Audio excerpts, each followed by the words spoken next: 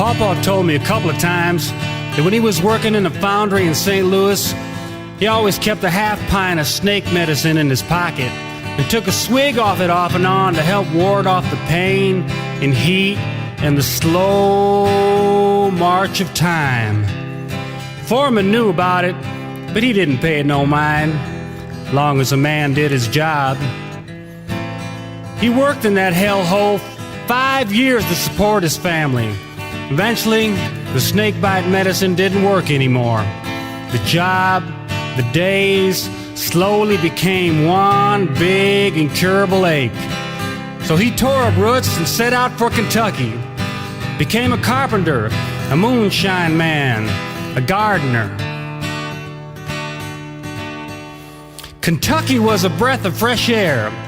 Pawpaw felt like he'd been expelled from the bowels of hell.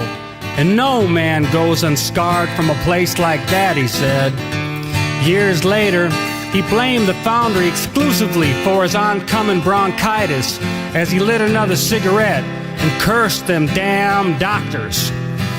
When I was just a kid, I was in awe of this man, his ways, his manners, his jokes, his stories about outlaws and Indians. He showed me 2 scars between his thumb and his forefinger where he had been bitten by a cottonmouth snake while tending to some tobacco plants one afternoon. He always had a gleam in his eye as he told this story, leaning back in his chair to pull out a pocket knife, going through the motions as he told me how he cut both of the fang marks wide open with a big X.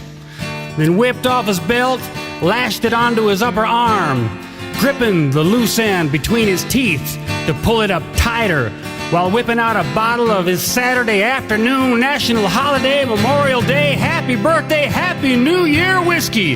Knocked that damn snake in the head, then took a big swig himself before dumping a liberal dose on his wounds, then setting the whole damn thing on fire.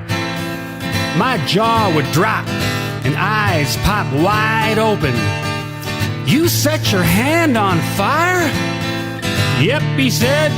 Then I stuck it into the dirt, pulled it out, poured some snakebite medicine over it. Then I tore off a few tobacco leaves, squashed that into the crook of my hand. Then I tore off a piece of my shirt and bandaged it all up. Then what, Pawpaw? Why, I grabbed that damn snake by the tail and threw him out onto the road as a reminder to any of his buddies that might be dumb enough to mess with William Bryan Pollock. "Did you get sick, Pawpaw?" "Started to," he said, "but then I just took a good swallow of that Kentucky snakebite medicine and just kept right on a-going. Don't you ever lay down if you're feeling sick, boy. You'll get plenty of rest when you're dead. You gotta keep on moving, keep that heart thumping. Don't you ever give up. Them words shouldn't even be in your vocabulary."